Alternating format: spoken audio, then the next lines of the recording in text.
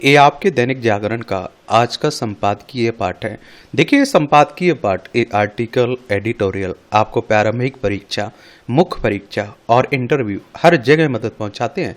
यहाँ से एक सामान्य जानकारी भी आप लोगों को मिलती है, तो इन्हें आप लोग जरूर पढ़ा करिएगा। गाजा संकट पर मूक दर्शक मोदी सरकार, इजराइल का जो युद्ध चल रहा है ना, उसी को लेकर बातें की जा रही हैं। 7 अक्टूबर 2023 को इजराइल में निर्दोष पुरुषों, महिलाओं और बच्चों पर हमास द्वारा किए गए बर्बर हमलों या उसके बाद इजरायली लोगों को लगातार बंधक बनाए रखने को कोई भी उचित नहीं ठहरा सकता है और इसकी बार बार और बिना किसी शर्त निंदा की जानी चाहिए। लेकिन अंतर्राष्ट्रीय समुदाय के सदस्य उससे भी बढ़कर एक इंसान होने के नाते यह स्वीकारना हमारी जिम्मेदारी है कि गाजा की जनता पर इजरायली सरकार की प्रतिक्रिया और प्रतिशोध न केवल उग्र बल्कि यह पूरी तरह आपराधिक भी है। क्या है? आपराधिक भी है। और आप देखेंगे कि पिछले लगभग 2 वर्षों में 55,000 से अधिक फलस्तीनी नागरिक मारे जा चुके हैं, जिनमें 17,000 बच्चे शामिल हैं। और गाजा में अधिकांश आवासीय इमारतों को जानबूझकर लगातार हवाई बमबारी के जरिए पूरी तरह जमींदोज कर दिया गया है और इनमें अस्पताल भी शामिल हैं। वहां आप देखते हैं वहां का सामाजिक ढांचा पूरी तरह बिखर चुका है और अक्टूबर 2023 से अब तक की घटनाएं परेशान करने वाली रही हैं। हाल के महीनों में स्थिति और हृदय विदारक हो गई है। हमने देखा कि किस तरह मानवीय सहायता को भी एक निशंस रणनीति के तहत हथियार बना दिया गया है और इजरायली रक्षा बलों ने गाजा की सैन्य नाकेबंदी कर वहां दवाओं, भोजन और आप देखिए ईंधन की आपूर्ति को कोर नियत से बाधित किया है। वहां के बुनियादी ढांचे का अंधाधुंध विनाश और आम नागरिकों का बेरोक टोक नरसंहार एक मानव निर्मित त्रासदी को जन्म दे चुका है। नाकेबंदी ने इसे और भी भयावह बना दिया है। भूख से मरने को मजबूर करने की रणनीति मानवता के खिलाफ अपराध है। इस तबाही के बीच इजरायल ने संयुक्त राष्ट्र और अन्य वैश्विक संगठनों से आने वाली मानवीय सहायता या तो सिरे से ठुकरा दी है या फिर उसे रोक दिया है। इंसानियत के हर विचार को विस्तृत करते हुए इजरायली सैनिकों ने उन लोगों पर बेरहमी से गोलियां बरसाई जो परिवारों के लिए भोजन जुटाने की कोशिश कर रहे थे। संयुक्त राष्ट्र ने इस पर गंभीर चिंता जताई। इजरायली रक्षा बलों को भी इस सच्चाई को स्वीकार करना पड़ेगा। देखिए, संयुक्त राष्ट्र की बात करें तो यूनाइटेड नेशंस की बात हो रही है। 24 अक्टूबर 1945 में स्थापना हुई थी। न्यूयॉर्क यूएसए में हेडक्वार्टर देखने को मिलेगा। यही हाल हो चुका है। यहाँ तो अगर घर में रहे तो भूख से मारे जाएंगे और भोजन लेने गए तो गोलियों से मारे जाएंगे। देखिए, ये हमारी प्यारी पृथ्वी है। इसमें आप देखिए हमारा प्यारा भारत है। यहाँ आप लोगों को इजराइल देखने को मिल जाएगा। ये भूमध्य सागर है, ये लाल सागर आपको दिखाई दे रहा है। यहीं की बात हो रही है। गाजा में इजराइल के सैन्य कब्जे को लेकर विशेषज्ञों के लगभग सभी आंकड़ों के अनुसार एक ऐसा अभियान है जिसका प्रभाव जनसंहार जैसा है और जिसका उद्देश्य गाजा पट्टी से फलस्तीनियों का नस्लीय सफाया करना है। इसका पैमाना परिणाम 1948 का नकबा त्रासदी की याद दिलाता है, जिसमें फलस्तीनियों को उनके घरों से बेदखल किया गया। यह क्रूरता कुछ सबसे घिनौने उद्देश्यों की पूर्ति के लिए की जा रही है और इनमें आप देखिए औपनिवेशिक मानसिकता से लेकर कुछ लालची रियल एस्टेट कारोबारियों के स्वार्थ भी शामिल हैं। दुर्भाग्य से गाजा संकट ने वैश्विक व्यवस्था की सबसे गंभीर कमजोरियों को उजागर कर दिया। गाजा में तत्काल बिना शर्त स्थायी युद्ध विराम की मांग करने वाली यूएन महासभा के प्रस्तावों को पूरी तरह उपेक्षित कर दिया गया। सुरक्षा परिषद गाजा में आम नागरिकों पर किए जा रहे हमलों और उनके बुनियादी ढांचे के बड़े पैमाने पर विनाश के लिए इजरायली सरकार पर प्रतिबंध लगाने में विफल रही है। अंतर्राष्ट्रीय न्यायालय ने 26 जनवरी 2024 को इजरायल को जनसंहार जैसे कृत्य रोकने और नागरिकों तक आवश्यक सेवाएं तथा मानवीय सहायता पहुंचाने के निर्देश दिए थे और इन्हें भी अनदेखा किया गया। अमेरिका से मिले प्रत्यक्ष परोक्ष समर्थन से न केवल इजरायल को इन कार्रवाइयों के लिए प्रोत्साहित किया बल्कि उन्हें संभव भी बनाया। जब अंतर्राष्ट्रीय कानून और संस्थाएं लगभग निष्क्रिय हो चुकी, तब गाजा के लोगों के हितों की रक्षा की लड़ाई अब अन्य देशों के जिम्मे आ गई है उनके जिम्मे आ गई है। और आप देखते हैं कि दक्षिण अफ्रीका साहसिक कदम उठाते हुए इजरायल को अंतर्राष्ट्रीय न्यायालय में ले गया और अब ब्राजील भी इसी प्रयास में शामिल हो गया है। फ्रांस ने फलस्तीनी राज्य को मान्यता देने का फैसला किया है और ब्रिटेन, कनाडा जैसे देशों ने गाजा में आक्रामकता को बढ़ावा देने वाले इजरायली नेताओं पर प्रतिबंध लगाए हैं। खुद इजराइल के भीतर भी विरोध के सुर तेज हो रहे हैं और उसके एक पूर्व पीएम ने गाजा में इजरायली युद्ध अपराधों की वास्तविकता को माना है। और इस मानवीय संकट के प्रति दुनिया भर में उभर रही वैश्विक चेतना के बीच यही एक राष्ट्रीय शर्म की बात है कि भारत इस मानवता के अपमान को मूक दर्शक बना हुआ है। भारत वैश्विक न्याय का प्रतीक रहा है और उसने उपनिवेशवाद के खिलाफ वैश्विक आंदोलनों को प्रेरित किया और शीत युद्ध के दौर में साम्राज्यवादी प्रभुत्व के खिलाफ आवाज उठाई और रंगभेद ग्रस्त दक्षिण अफ्रीका के विरुद्ध अंतर्राष्ट्रीय संघर्ष का नेतृत्व किया। जब निर्दोष इंसानों का निर्मम संहार हुआ तो भारत का अपने मूल्यों से विमुख हो जाना राष्ट्रीय विवेक पर कलंक, हमारे ऐतिहासिक योगदान की उपेक्षा और हमारे संवैधानिक मूल्यों के प्रति विश्वासघात भी है। राज्य के नीति निर्देशक सिद्धांत सरकार से अपेक्षा करते हैं कि वह अंतर्राष्ट्रीय शांति और सुरक्षा को बढ़ावा देने, राष्ट्रों के बीच न्यायपूर्ण संबंध बनाए रखने और अंतर्राष्ट्रीय कानून तथा संधि कर्तव्यों के प्रति सम्मान के लिए प्रभावी कदम उठाए। पर इजराइल द्वारा अंतर्राष्ट्रीय कानून, मानवाधिकारों और न्याय की बुनियादी अवधारणाओं की अवहेलना और उसके समक्ष हमारी वर्तमान सरकार की नैतिक कायरता हमारे संवैधानिक मूल्यों के प्रति कर्तव्यों की उपेक्षा के समान है। और आप देखिए, भारत सदैव दो राज्य समाधान और इजराइल तथा फलस्तीन के बीच न्याय संगत शांति का समर्थक रहा है। 1974 में इंदिरा गांधी के नेतृत्व में भारत पहला गैर अरब देश बना और जिसने फलस्तीन मुक्ति संगठन PLO को फलस्तीनी जनता के एकमात्र और वैध प्रतिनिधि के रूप में मान्यता दी। 1988 में भारत उन शुरुआती देशों में था जिन्होंने फलस्तीन को अधिकाधिक मान्यता दी। इजराइल द्वारा गाजा के लोगों पर लगातार जुल्म के बीच प्रधानमंत्री मोदी की शर्मनाक चुप्पी बेहद निराशाजनक है। यह नैतिक कायरता की पराकाष्ठा है। समय आ गया है कि वे स्पष्ट और साहसिक शब्दों में उस विरासत की ओर से जोरदार आवाज उठाएं जिसका प्रतिनिधित्व भारत करता आया है। और आज समूची मानवता के सामूहिक विवेक को झकझोरने वाले इस मुद्दे पर ग्लोबल साउथ फिर से भारत के नेतृत्व की प्रतीक्षा कर रहा है। लेखिका कांग्रेस संसदीय दल की अध्यक्ष हैं सोनिया गांधी, इनके द्वारा यह आर्टिकल लिखा गया है। कांग्रेस की लीडर है ना, उन्हीं के द्वारा। आप लोग क्या सोचते हैं, अपनी राय आप लोग बता सकते हैं। आवारा कुत्तों के आतंक से बेबस जनता, आजकल जिस तरह के कुत्ते हमले कर रहे हैं ना, उसी की बात हो रही है। देश के कई हिस्सों में आवारा कुत्तों के हमलों और रेबीज की बीमारी से होने वाली मौतों की घटनाओं को लेकर सुप्रीम कोर्ट ने सुत्ता संज्ञान लेते हुए चिंता जताई है। सुप्रीम कोर्ट हमारे देश की सर्वोच्च अदालत है। संविधान के अनुच्छेद 124 के तहत सुप्रीम कोर्ट की स्थापना की बात की गई। 28 जनवरी 1950 में स्थापना हुई थी। भारत में आवारा कुत्तों की संख्या तेजी से बढ़ रही है और इनके कारण जनजीवन और खासकर शहरी जीवन पर व्यापक प्रभाव पड़ रहा है।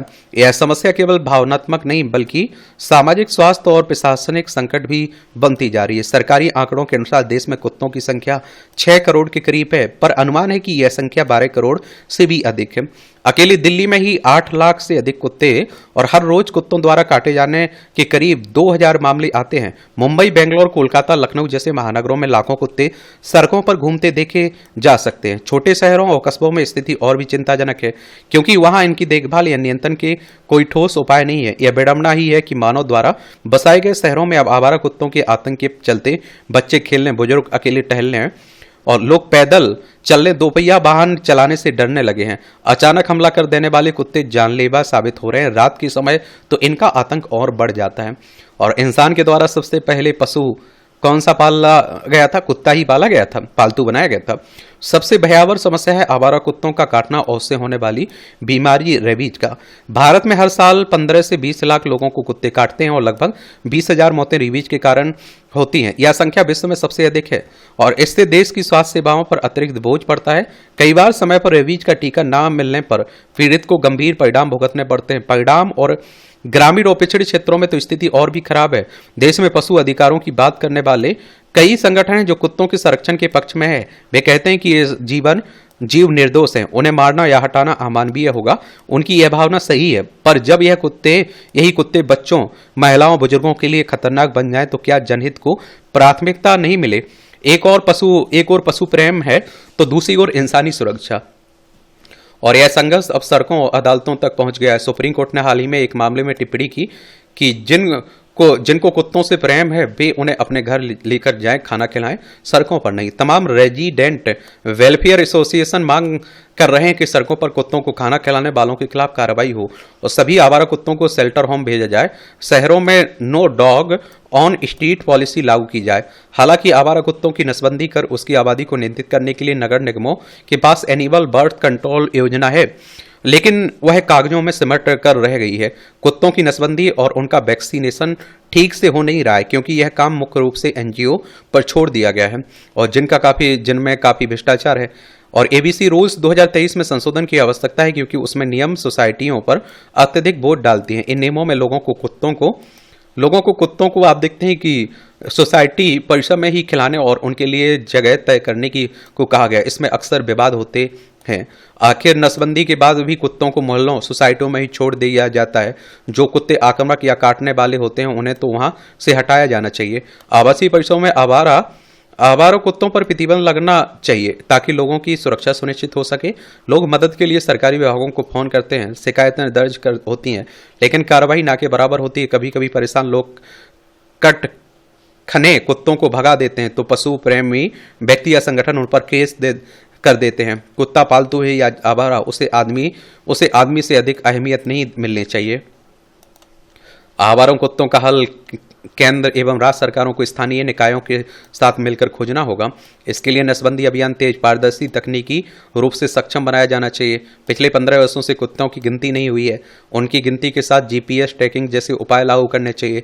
सभी शहरों में डॉग शेल्टर बनने चाहिए। पशु प्रेमियों को कुत्तों को गोद लेने को कहा जाए। आज यदि हम कैब, फूड डिलीवरी और पेमेंट के लिए ऐप बना सकते हैं, तो आवारा कुत्तों की रिपोर्टिंग और ट्रैकिंग के लिए क्यों नहीं। कुत्ते हमारी सभ्यता का हिस्सा हैं। क्या है? हिस्सा हैं। वे वफादार साथी हो सकते हैं, पर जब उनके कारण लोगों की जान खतरे में आ जाए तो सह स्थिति की परिभाषा बदलनी चाहिए। हमें संवेदनशीलता और व्यवहारिकता के संतुलन से इस समस्या को हल करना होगा। यह इसलिए भी जरूरी है ताकि लोग कुत्तों को नफरत की निगाह से ना देखें। केरल सरकार ने तो आवारा कुत्तों को यूथेनेसिया, जीवन समाप्त करने के बाला इंजेक्शन देने की बात कही। हमारी गलियां सुरक्षित बने, बच्चे खुलकर खेलें और लोग डर की साए में ना जिएं। कुत्तों के लिए भी जगह हो, लेकिन नियंत्रित और सुरक्षित दायरे में। लेखक पूर्व केंद्रीय मंत्री हैं और विजय गोयल, इनके द्वारा यह आर्टिकल लिखा गया है।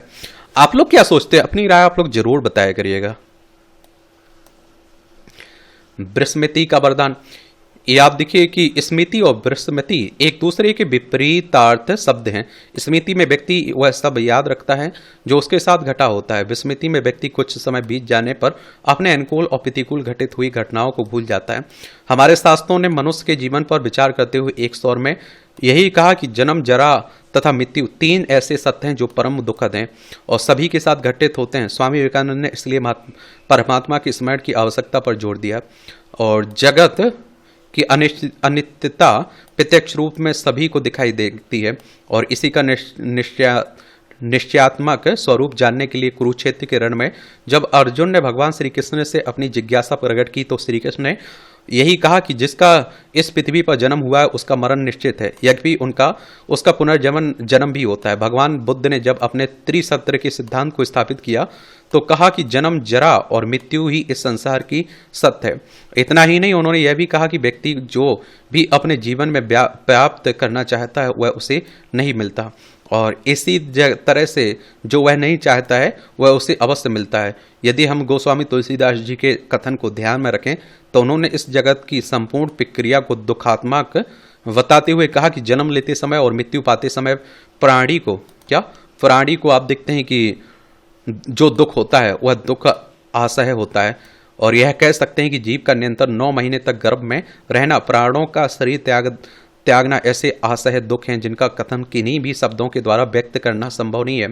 यह भगवान की परम कृपा है कि उन्होंने इन दुखों के साथ जीवन के छोटे मोटे दुखों का भी विस्मरण कर देने की शक्ति हमें दी है, इसलिए हम उनके कृतज्ञ हैं। बड़ा इंटरेस्टिंग कॉलम लिखा जाता है, दिलचस्प कॉलम रहता है।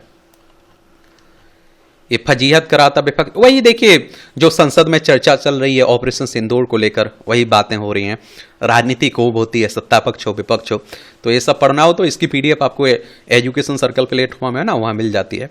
सुरक्षा एजेंसियों की चुनौती, पंजाब में जिस प्रकार से हथियारों और मादक पदार्थों की तस्करी हो रही है वह सुरक्षा एजेंसियों को चुनौती बढ़ाने वाली है। खासकर प्रदेश के गैंगस्टरों और पाकिस्तान की खुफिया एजेंसी ISI के बीच जिस प्रकार का गठबंधन विकसित हुआ है वह परेशानी बढ़ाने वाला है। आईएसआई लगातार घातक हथियार भेज रही है।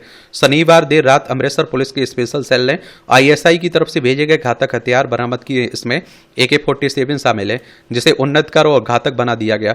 निसंदेह यह सुरक्षा एजेंसियों के लिए चिंता का विषय है। यह भी पता चला है कि आईएसआई ने यह हथियार जेल में बंद गैंगस्टर के कहने पर भेजे थे। विगत कुछ समय में सीमा पार से हथियारों और मादक पदार्थों की खेप भेजने का क्रम तेज हुआ है और शायद ही कोई दिन ऐसा बीत रहा है जब सीमावर्ती जिलों से हथियारों अथवा मादक पदार्थों की बरामदगी ना होती हो। पुलिस और सुरक्षा एजेंसियों की प्रशंसा करनी चाहिए, वह पर्याप्त मुस्तैदी दिखा रही हैं, लेकिन इससे इनकार नहीं किया जा सकता है कि सतर्कता बढ़ानी होगी। पुलिस और सुरक्षा एजेंसियों को अत्याधुनिक तकनीक से सुसज्जित करना होगा और आप देखिए केंद्रीय और राज्य की एजेंसियों को समन्वय के साथ काम करते हुए सूचना तंत्र को और सशक्त बनाना होगा, तभी नापाक षड्यंत्र को विफल किया जा सकता है। चलिए एक बार पंजाब होकर आते हैं हम लोग। कहाँ? पंजाब होकर आते हैं। पंजाब की राजधानी आपको चंडीगढ़ देखने को मिल जाएगी। इसकी अंतर्राष्ट्रीय सीमा पाकिस्तान से लगती राज्यों में राजस्थान, हरियाणा, हिमाचल प्रदेश और जम्मू कश्मीर से लगती है। भगवंत मान यहाँ के चीफ मिनिस्टर आपको देखने को मिलेंगे। गुलाब चंद कटारिया यहाँ के राज्यपाल हैं। विधानसभा में 117 सीटें हैं, राज्यसभा में 7 सीटें हैं, लोकसभा में 13 सीटें हैं। 50,362 वर्ग किलोमीटर में फैला हुआ है आपका पंजाब, ये भी याद रखिएगा। समृद्ध भारत की राह। भारत का आत्मा उसके गांव में बसता है और इस आत्मा की सामूहिक शक्ति का नाम है सहकारिता और इसका सरल सा अर्थ है मिलजुल कर अपने विकास के लिए काम करना। इसी प्रकार से गुजरात में अमूल जैसी दूध की क्रांति को जन्म दिया। लिज्जत पापड़ के माध्यम से लाखों महिलाओं को आत्मनिर्भर बनाया और इफ्को के जरिए करोड़ों किसानों तक खाद पहुंचाई। दशकों से यह सहकारी आंदोलन देश की अर्थव्यवस्था की एक मुख्य रीढ़ रहा है। हाल में केंद्र सरकार ने राष्ट्रीय सहकारिता नीति 2025 का अनावरण किया और इस नीति का सबसे बड़ा और जोर व्यवस्था को जमीनी स्तर से यानी गांव से मजबूत करने पर है और यह नीति सुनिश्चित करती है कि सहकारी समितियां केवल लोकतांत्रिक ही ना हो बल्कि पेशेवर तरीके से चलें। और नीति का एक और क्रांतिकारी पहलू सहकारिता के दायरे का विस्तार करना है। अब सहकारिता सिर्फ खेती, किसानी, दूध या चीनी मिलों तक सीमित नहीं रहेगी। यह नीति पर्यटन, स्वास्थ्य बीमा, भंडारण और टैक्सी सेवा और यहाँ तक कि हरित ऊर्जा जैसे नए क्षेत्रों के लिए भी दरवाजे खोलती है। यह नीति ऐसे नवाचारों को बढ़ावा देती है जिससे न केवल ग्रामीण अर्थव्यवस्था मजबूत होगी बल्कि युवाओं के रोजगार के लाखों नए अवसर भी पैदा होंगे। यह सहकारिता को 21वीं सदी के भारत की जरूरतों के साथ जोड़ने का एक ईमानदार प्रयास है। किसी भी संस्था को चलाने के लिए पूंजी यानी धन सबसे जरूरी है। अब तक सहकारी समितियों के लिए पूंजी जुटाना एक बड़ी चुनौती थी। यह नीति उन्हें बाजार से भी धन जुटाने के लिए सक्षम बनाएगी और इससे उनकी वित्तीय निर्भरता कम होगी और वे बड़े और महत्वाकांक्षी प्रोजेक्ट हाथ में ले सकेंगे। एक राष्ट्रीय सहकारी डाटाबेस भी बनाया जा रहा है जो एक ही जगह पर आप देखिए देश की सभी सहकारी समितियों की जानकारी रखेगा। इससे बेहतर योजना बनाने यह सुनिश्चित करने में मदद मिलेगी कि सरकारी योजनाओं का लाभ सही लोगों तक पहुंच रहा है। यह नीति उस छोटे किसान के लिए जो अपनी फसल का सही दाम चाहता है और यह आप देखते हैं यह उस महिला के लिए है जो घर पर रहकर भी सम्मान के साथ आजीविका कमाना चाहती है। यह उस युवा के लिए है जो अपने गांव में ही रहकर एक सफल उद्यमी बनने का सपना देखता है। लेकिन सिर्फ नीति बना देना ही काफ़ी नहीं होता है। इसकी असली सफलता इसके सही और ईमानदार क्रियान्वयन पर निर्भर करेगी। केंद्र और राज्य सरकारों को मिलकर यह सुनिश्चित करना होगा कि इस नीति का लाभ देश के अंतिम व्यक्ति तक पहुँचे। ऐसा होना तभी यह नीति भारत को सामूहिक प्रयास की शक्ति से एक विकसित और समृद्ध राष्ट्र बनने की राह पर मीलों आगे ले जाएगी। अच्छा आर्टिकल लिखे जाते हैं। ये आप देखिए टिप्पणियां हैं, इन्हें देखना हुआ करे तो आप लोग PDF आपको मिल जाती है, वहाँ से जाकर आप लोग देख सकते हैं। ये थाईलैंड कंबोडिया सैन्य संघर्ष दक्षिण पूर्व एशिया की क्षेत्रीय शांति में बाधा। एक बार आप लोग चलिए कहाँ थाईलैंड आपको दिखा दें। देखिए थाईलैंड है, कंबोडिया आपको देखने को मिलेगा, ये मलेशिया है, ये हमारा प्यारा भारत आपको दिखाई दे रहा है। तो थाईलैंड और कंबोडिया के बीच लगभग 800 किलोमीटर लंबी सीमा दशकों से विवादित रही है। इस ताजा टकराव की जड़ें 100 साल पुरानी हैं, जब फ्रांसीसी उपनिवेश काल के दौरान दोनों देशों की सीमाएं तय की गई थी और तब से अब तक दोनों देशों के बीच सीमा विवाद और खासकर एक खमेर हिंदू मंदिर को लेकर कई बार खूनी टकराव हो चुके हैं। हालिया तनाव मई में और बढ़ गया जब एक कंबोडियाई सैनिक एक झड़प में मारा गया। उसके बाद से दोनों देशों के रिश्ते अब तक के सबसे निचले स्तर पर पहुंच चुके हैं। द्वितीय विश्व युद्ध के दौरान थाईलैंड ने कंबोडिया के कुछ क्षेत्रों पर कब्जा कर लिया, लेकिन 1946 में उसे फ्रांसीसी शासन को वापस करने के लिए मजबूर होना पड़ा। दोनों देशों के बीच 2008 में 900 साल पुराने एक मंदिर से सटे जमीन के टुकड़े को लेकर सैन्य झड़पें हुई। और आप देखते हैं कि क्या सैन्य झड़पें हुई। वर्ष 2012 में प्रिय विहार मंदिर के आसपास हुई झड़पों में दर्जनों सैनिक मारे गए। इस मंदिर को 1962 में अंतर्राष्ट्रीय न्यायालय ने कंबोडिया को सौंपा था। दोनों देशों के बीच 4.6 किलोमीटर लंबी भूमि पट्टी पर विवाद है। थाईलैंड इस पर अपना दावा करता है। और आप देखते हैं कि ताजा संकट की शुरुआत 28 मई को हुई, जब थाई सेना के साथ सीमा पर गोलीबारी में एक कंबोडियाई सैनिक की मौत हो गई। दोनों पक्षों ने आत्मरक्षा में गोलीबारी की बात कही है। इस बीच पूर्व कंबोडियाई नेता हुन सेन के साथ थाई प्रधानमंत्री सिनावात्रा की लीक फोन कॉल ने थाईलैंड में राजनीतिक भूचाल ला दिया। सिनावात्रा पर थाई सेना को कमजोर करने का आरोप लगाते हुए उन्हें पद से निलंबित कर दिया गया था। भारतीय हित तो दक्षिण पूर्वी एशिया में क्षेत्रीय शांति का बना रहना भारत के हितों के लिहाज से बेहद महत्वपूर्ण है। सर्वविदित है कि थाईलैंड और कंबोडिया आसियान के सदस्य के रूप में भारत की एक्ट ईस्ट पॉलिसी को प्रभावी बनाने के लिए महत्वपूर्ण है। आसियान क्षेत्र में अभी तक म्यांमार राजनीतिक विवादों और निजातीय संघर्ष के लिए जाना जाता रहा है, और जिससे भारत पर भी असर पड़ा है। देखिए, आसियान के बारे में जरूर याद रखा करिएगा, एक संगठन है, उसी की बात हो रही है। आसियान आखिर क्या दक्षिण पूर्वी एशियाई संघ है ना। 8 अगस्त 1967 में इसकी स्थापना हुई थी। जकार्ता इंडोनेशिया में इसका हेडक्वार्टर देखने को मिल जाएगा आपको। ये आप लोग जरूर याद रखा करिएगा। रखोगे 10 मेंबर हैं इसमें। कितने मेंबर हैं? 10 मेंबर आपको देखने को मिल जाएंगे। और देखिए, इसमें आप देखेंगे कि आपका कौन कौन से हैं। Brunei, Cambodia, Indonesia, Laos, Malaysia, Myanmar, Philippines, Singapore, Thailand, Vietnam देखने को मिलेगा। और म्यांमार की बात करें तो ये है म्यांमार। अरुणाचल प्रदेश, नागालैंड, मणिपुर, मिजोरम, 4 राज्यों की सीमा लगती है हमारी इससे। तो भी आप देखेंगे, एक बार किसी भी क्षेत्र में विवाद शुरू होने के बाद विवाद या युद्ध की स्थिति द्विपक्षीय नहीं रह पाती है, और कई अन्य प्लेयर्स को खेल खेलने का मौका मिल जाता है। भारत ने पिछले कुछ ही समय से दक्षिण पूर्व एशिया के देशों को ब्रह्मोस मिसाइल सहित कई अन्य रक्षा उपकरणों का निर्यात करना शुरू किया है, यानी कि बेचना, और उससे मिलने वाले लाभ पर किसी न किसी रूप में नकारात्मक प्रभाव पड़ सकता है। Bharat, Myanmar, Thailand trilateral highway project में अब कंबोडिया भी शामिल हो चुका है, और भारत के लिए यह एक जरूरी रीजनल कनेक्टिविटी प्रोजेक्ट है। ऐसे में इसके 2 सदस्यों के बीच का संघर्ष सकारात्मक कार्रवाइयों में भी खलल डाल सकता है। भारत थाईलैंड कंबोडिया के विवाद में जिस तरह स्टैंड लेगा, उस पर यह निर्भर करेगा कि हमारे आर्थिक, सामरिक और रक्षा संबंधों पर कोई गलत प्रभाव न पड़े। बिम्स्टेक के संस्थापक सदस्यों और बंगाल की खाड़ी में 2 सबसे बड़ी अर्थव्यवस्थाओं के रूप में भारत और थाईलैंड की अग्रणी भूमिका रही है। इंडो पैसिफिक से जुड़ी सुरक्षा और दक्षिण चीन सागर विवाद में दक्षिण पूर्वी एशियाई देशों की चीन के खिलाफ एकजुटता, हिंद महासागर से जुड़ी चुनौतियों का सामना करने में आसियान सेंट्रलिटी की धारणा को मजबूत बनाए रखने के लिए दक्षिण पूर्व एशिया में किसी भी प्रकार के विवाद का समाधान जरूरी है। दक्षिण पूर्वी एशिया और पूर्वी एशिया में दुनिया की बड़ी ताकतें कैसे रुचि लेते हैं, इसे ASEAN east Asia summit APEC की बैठकों में देखा जा सकता है। बिम्स्टेक के बारे में याद रखा करिएगा, इससे भी क्वेश्चन पूछ लेता है। बिम्स्टेक की बात कर रहा हूं मैं, और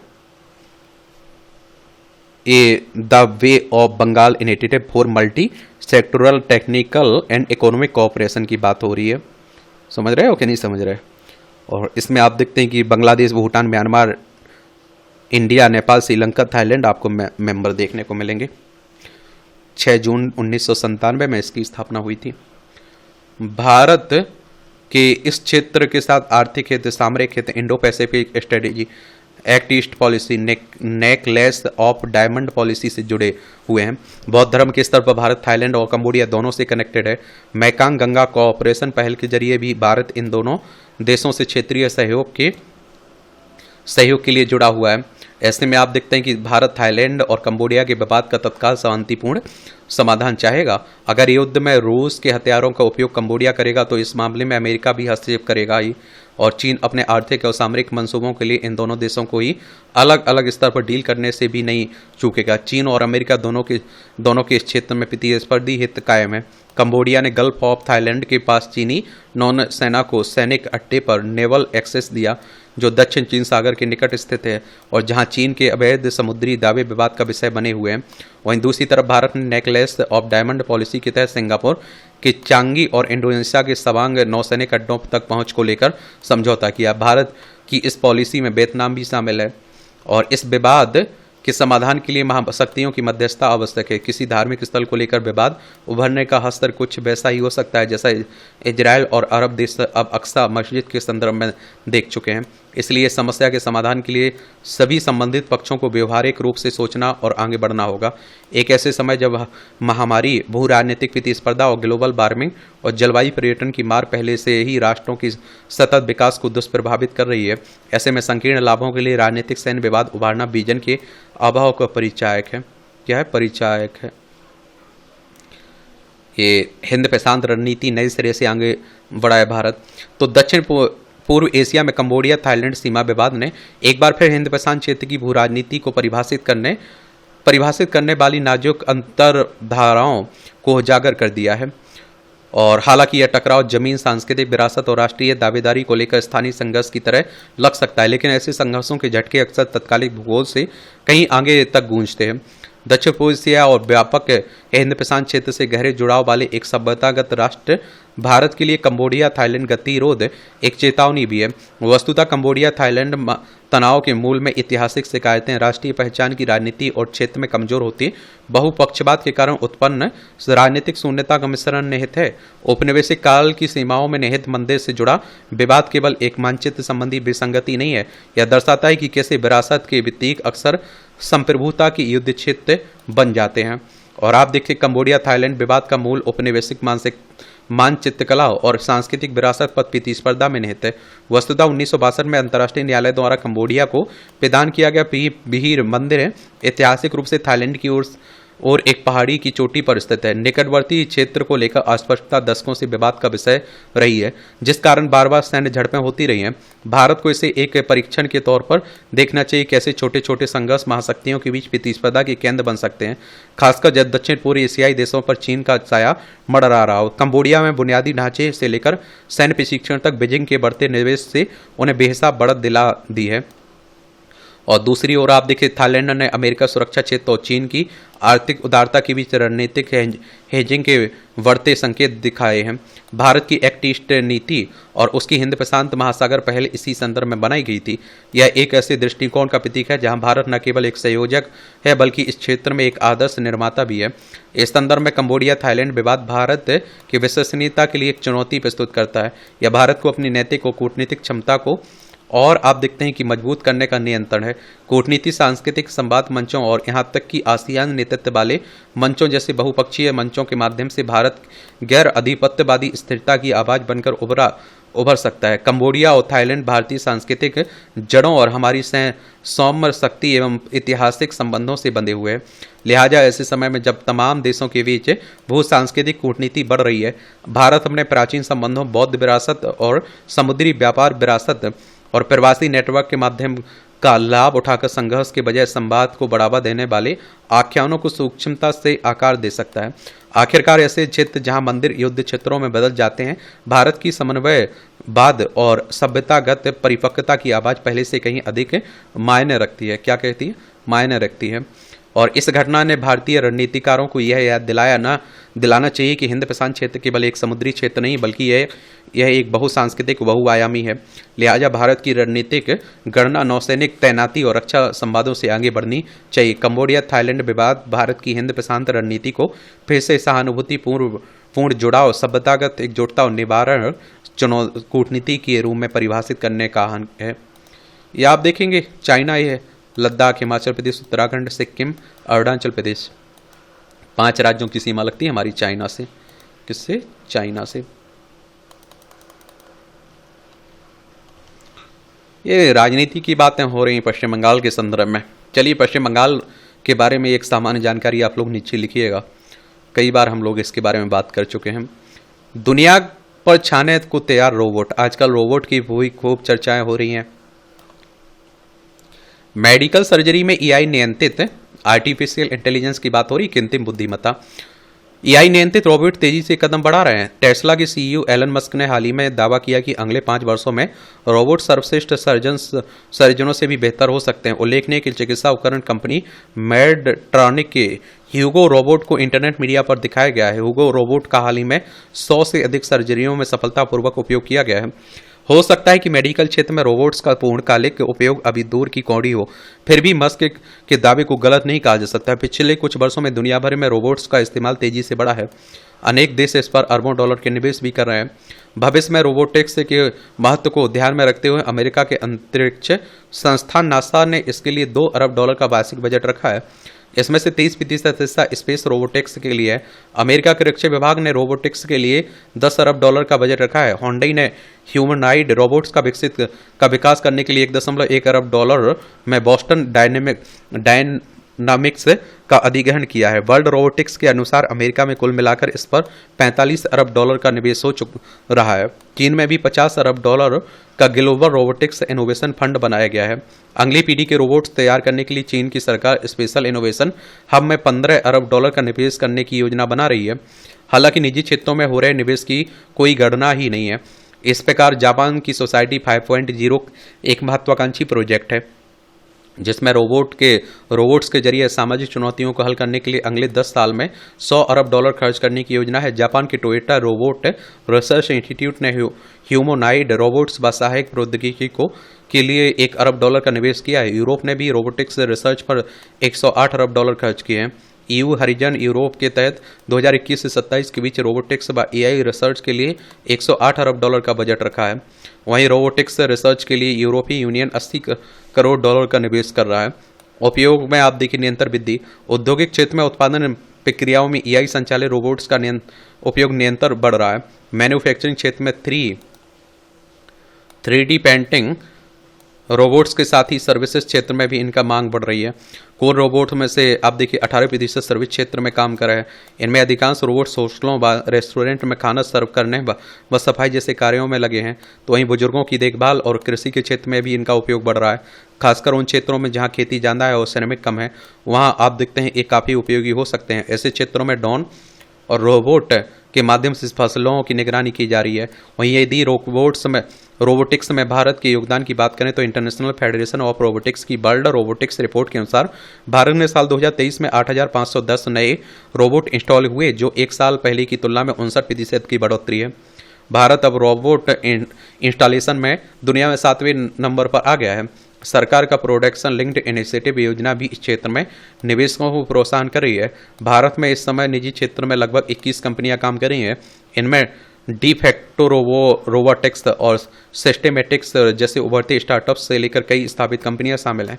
भारत के विभिन्न प्रौद्योगिकी संस्थान भी रोबोटिक्स पर काम कर रहे हैं। IIT मद्रास ने ग्रेफर रोबोट और स्मार्ट प्रोस्थेटिक्स का विकास किया है। IIT Kanpur robotics research centre पर काम कर रहा है। टेफल IT हैदराबाद कृषि में ऑटोमेशन के लिए ड्रोन और रोबोट्स का विकास कर रहा है। भारत सरकार ने नेशनल स्ट्रेटेजी ऑन रोबोटिक्स का मसौदा जारी किया है। इसका उद्देश्य देश को 2030 तक रोबोटिक्स में लीडर बनाने के लिए प्रयास करना है।